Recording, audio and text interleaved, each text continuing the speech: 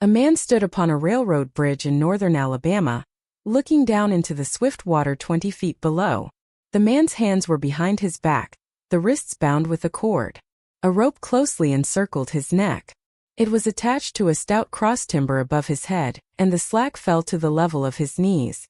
Some loose boards laid upon the sleeper supporting the metals of the railway supplied a footing for him and his executioners, 2 private soldiers of the Federal Army, directed by a sergeant who in civil life may have been a deputy sheriff.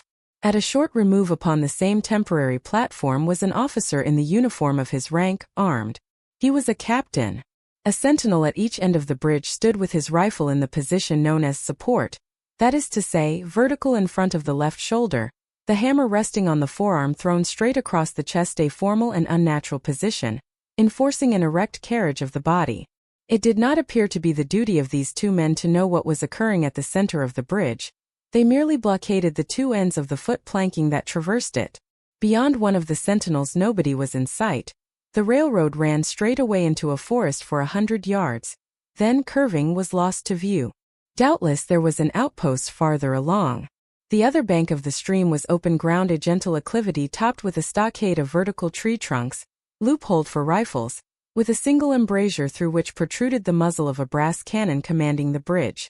Midway of the slope between the bridge and fort were the spectators, a single company of infantry in line, at parade rest, the butts of the rifles on the ground, the barrels inclining slightly backward against the right shoulder, the hands crossed upon the stock.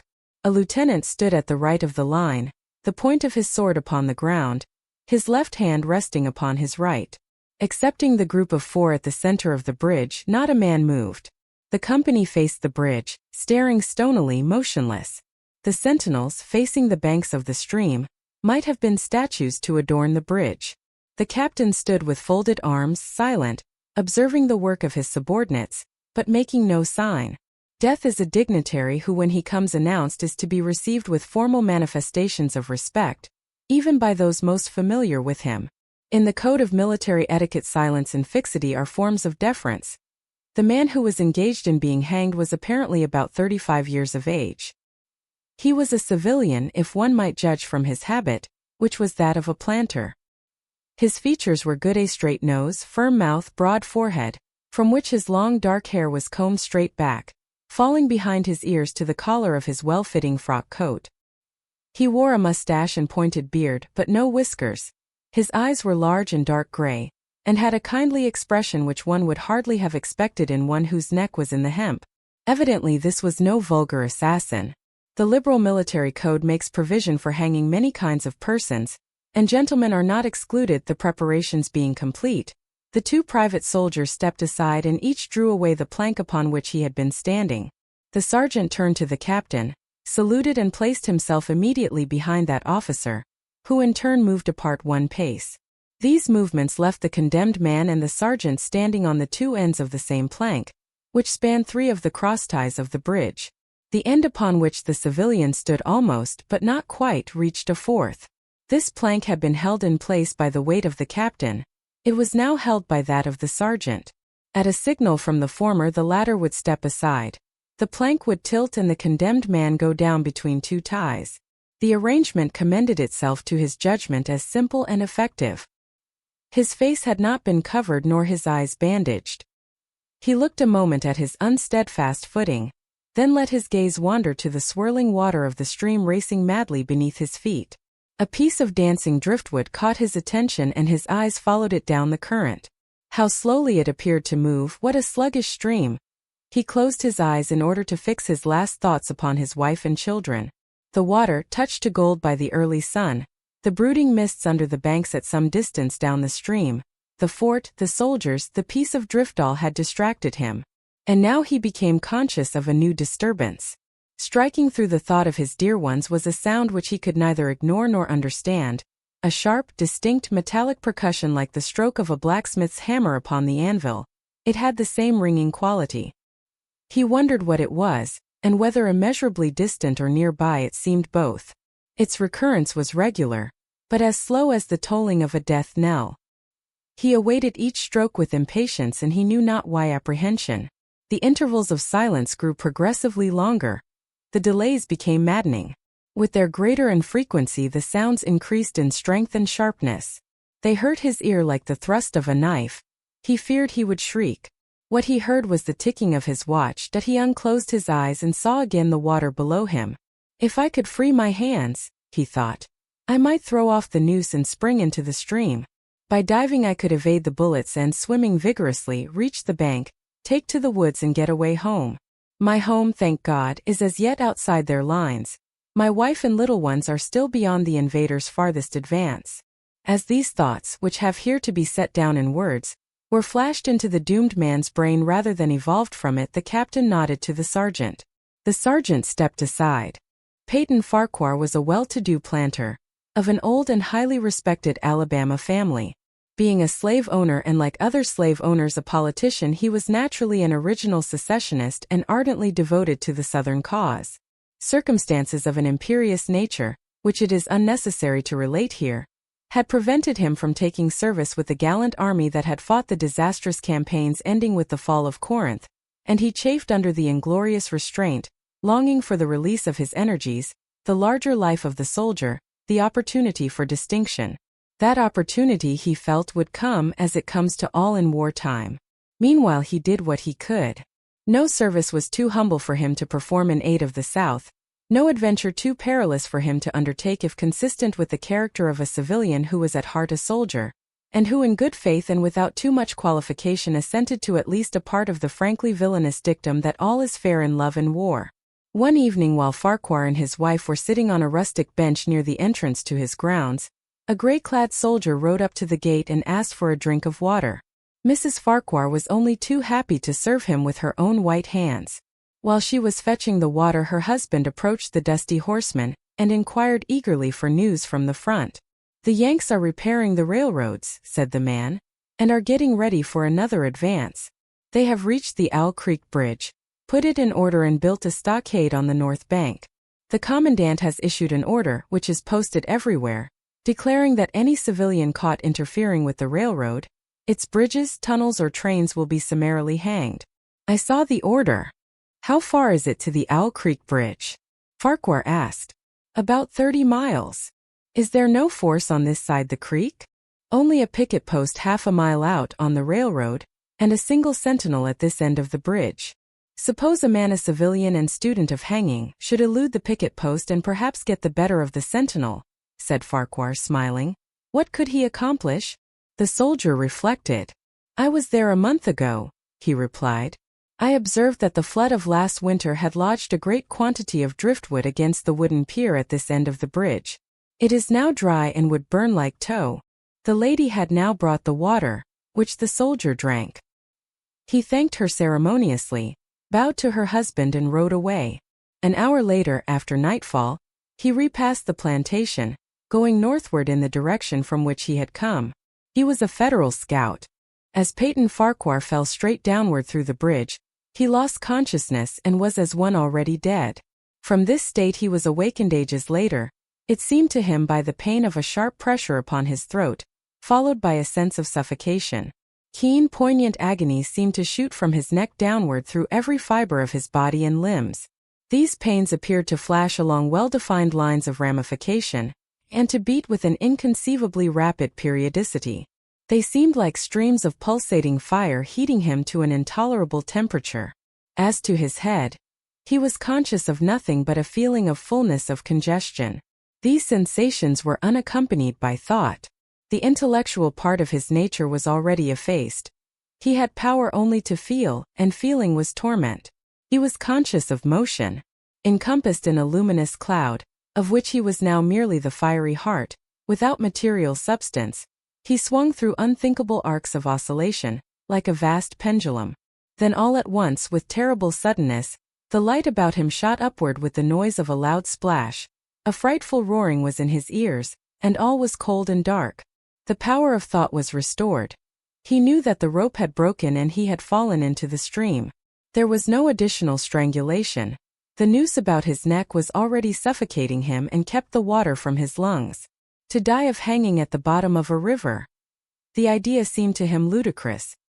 He opened his eyes in the darkness and saw above him a gleam of light, but how distant, how inaccessible. He was still sinking, for the light became fainter and fainter until it was a mere glimmer. Then it began to grow and brighten, and he knew that he was rising toward the surface, knew it with reluctance, for he was now very comfortable. To be hanged and drowned, he thought? That is not so bad. But I do not wish to be shot. No, I will not be shot, that is not fair. He was not conscious of an effort, but a sharp pain in his wrist apprised him that he was trying to free his hands. He gave the struggle his attention, as an idler might observe the feat of a juggler, without interest in the outcome. What splendid effort! What magnificent, what superhuman strength! Ah, that was a fine endeavor. Bravo! The cord fell away. His arms parted and floated upward, the hands dimly seen on each side in the growing light. He watched them with a new interest as first one and then the other pounced upon the noose at his neck. They tore it away and thrust it fiercely aside, its undulations resembling those of a water snake. Put it back, put it back. He thought he shouted these words to his hands, for the undoing of the noose had been succeeded by the direst pang that he had yet experienced. His neck ached horribly, his brain was on fire. His heart, which had been fluttering faintly, gave a great leap, trying to force itself out at his mouth. His whole body was racked and wrenched with an insupportable anguish, but his disobedient hands gave no heed to the command. They beat the water vigorously with quick, downward strokes, forcing him to the surface. He felt his head emerge. His eyes were blinded by the sunlight. His chest expanded convulsively, and with a supreme and crowning agony his lungs engulfed a great draught of air, which instantly he expelled in a shriek. He was now in full possession of his physical senses. They were, indeed, preternaturally keen and alert. Something in the awful disturbance of his organic system had so exalted and refined them that they made record of things never before perceived. He felt the ripples upon his face and heard their separate sounds as they struck. He looked at the forest on the bank of the stream, saw the individual trees, the leaves and the veining of each leaf, saw the very insects upon them, the locusts, the brilliant-bodied flies, the gray spiders stretching their webs from twig to twig. He noted the prismatic colors in all the dewdrops upon a million blades of grass, the humming of the gnats that danced above the eddies of the stream, the beating of the dragonfly's wings, the strokes of the water spider's legs, like oars which had lifted their boat. All these made audible music. A fish slid along beneath his eyes and he heard the rush of its body parting the water. He had come to the surface facing down the stream. In a moment the visible world seemed to wheel slowly round, himself the pivotal point, and he saw the bridge, the fort, the soldiers upon the bridge, the captain, the sergeant, the two privates, his executioners. They were in silhouette against the blue sky. They shouted and gesticulated, pointing at him. The captain had drawn his pistol but did not fire. The others were unarmed. Their movements were grotesque and horrible, their forms gigantic. Suddenly he heard a sharp report and something struck the water smartly within a few inches of his head, spattering his face with spray. He heard a second report, and saw one of the sentinels with his rifle at his shoulder, a light cloud of blue smoke rising from the muzzle. The man in the water saw the eye of the man on the bridge gazing into his own through the sights of the rifle. He observed that it was a gray eye and remembered having read that gray eyes were keenest, and that all famous marksmen had them. Nevertheless, this one had missed. A counterswirl had caught Farquhar and turned him half round. He was again looking into the forest on the bank opposite the fort. The sound of a clear, high voice in a monotonous sing-song now rang out behind him and came across the water with a distinctness that pierced and subdued all other sounds, even the beating of the ripples in his ears. Although no soldier, he had frequented camps enough to know the dread significance of that deliberate, drawling, aspirated chant. The lieutenant on shore was taking a part in the morning's work. How coldly and pitilessly, with what an even, calm intonation, presaging and enforcing tranquility in the men, with what accurately measured intervals fell those cruel words. Attention, company! Shoulder arms! Ready! Aim! Fire! Farquhar dived as deeply as he could. The water roared in his ears like the voice of Niagara, yet he heard the dulled thunder of the volley and, rising again toward the surface, met shining bits of metal, singularly flattened, oscillating slowly downward. Some of them touched him on the face and hands, then fell away, continuing their descent. One lodged between his collar and neck, It was uncomfortably warm and he snatched it out. As he rose to the surface, gasping for breath, he saw that he had been a long time underwater. He was perceptibly farther downstream, nearer to safety. The soldiers had almost finished reloading. The metal ramrods flashed all at once in the sunshine as they were drawn from the barrels, turned in the air, and thrust into their sockets. The two sentinels fired again, independently and ineffectually. The hunted man saw all this over his shoulder. He was now swimming vigorously with the current. His brain was as energetic as his arms and legs. He thought with the rapidity of lightning. The officer, he reasoned, will not make that martinet's error a second time. It is as easy to dodge a volley as a single shot. He has probably already given the command to fire at will. God help me, I cannot dodge them all.